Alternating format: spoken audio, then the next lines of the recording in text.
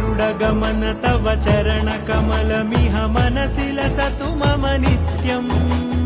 गरुडगमन तव चरणकमलमिह मनसि लसतु मम नित्यम् मनसि लसतु मम नित्यम् मम तापमपाकुरु देव